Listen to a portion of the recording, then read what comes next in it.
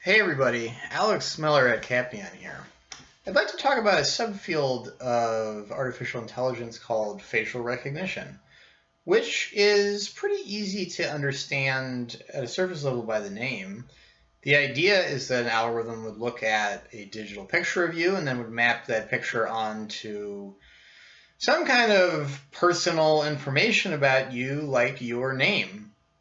This area of artificial intelligence has a lot of ethical problems and is a good example of a lot of other kind of general concerns, not directly about the algorithms, but about how they impact society and other institutions, which is why I'm talking about it. So, what are some of these problems? And I have an example in a minute, right out of the news. So first, it tends to be true that this is a hard problem. And to get any traction on identifying people's faces, and you want to be able to identify a lot of different people's faces, probably if you're building a product, you need a mountain of pictures of people's faces with their names maybe attached to them to some degree. So this is a pretty significant mountain of personal information, and it's a little bit toxic on those grounds already. It's very often true that companies that are trying to build these products get this data under not the best of circumstances, and a really popular one is by scraping social media. So we've all probably in our lives put different kinds of pictures of ourselves on Facebook and LinkedIn, and those pictures also have our names attached to them, and companies build robots to scour these websites. It's not easy to do, and they try to stop you from doing it, but they're successful, and they end up with, these mountains of hundreds of millions of pictures of people from all over the world. Okay, so now we've got this facial recognition app. Why are we further nervous about it beyond that it maybe came from a sketchy place? So if you are walking around in the city these days, you're probably on a camera almost all the time, especially if you're in a commercial area outside convenience stores. Buildings have cameras hanging off the edge of the roof. There's a very important difference between I was some guy on camera, and maybe people watching later didn't know who I was. I was just some guy, and after I was on that camera, I got to go about my life anonymously. Versus the people looking at that camera feed instantly know who I am and could maybe, get my address, figure out where I live, all these kinds of things. That's what facial recognition technology makes possible, and that makes people a little uncomfortable. In general, a lot of the time, the customer for these facial recognition products is law enforcement.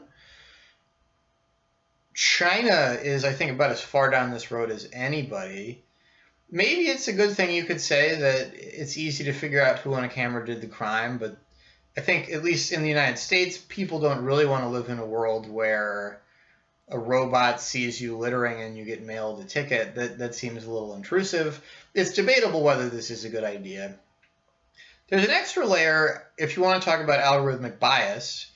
And algorithmic bias is the idea that an algorithm could start making racist or sexist or otherwise objectionable, unfair decisions based on the data you gave it to train it for something, and do this in an unfair way that negatively impacts people's lives. So it's already pretty well documented.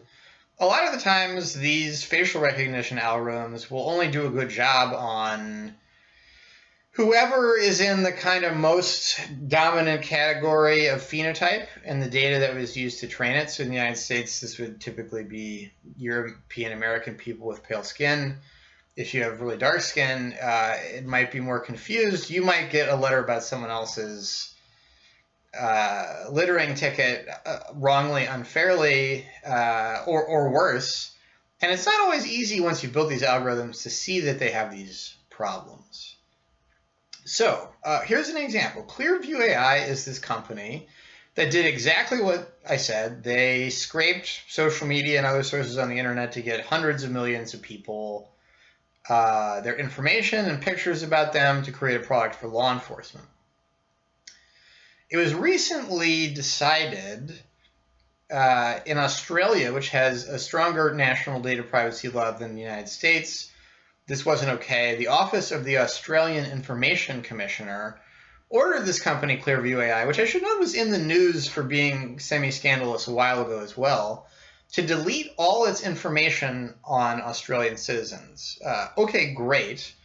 That's a good segue to another kind of problem with this stuff. This is often very regulated data. It's becoming more regulated pretty quickly all over the world. Does the government of Australia have any idea how many records on Australian citizens this company might have? No. Does this company themselves have any idea which of their data is about Australian citizens? They might or they might not. They might have taken care when they collected this data to label what country and maybe even what state or province in those countries they were getting those pictures from. And if they did, that's going to really help them out now because they can comply with this request. It's very common they were in a big hurry. They didn't do that labeling. How are they going to figure out who's in Australia now? It could be a really challenging and expensive problem. And honestly, tough for anybody else to hold them accountable that they actually got it done. So that's an interesting segue into another interesting AI application, which is, well, could I get another algorithm to figure out which my data is regulated and by whom? And there are products out there like this. As I presented in the video, it feels a little bit like, well, we're just, we need more technology to fix the problems our technology created, but this is a common problem businesses have right now, that they have regulated data, but they can't pick it apart from the unregulated data to do the right thing with it.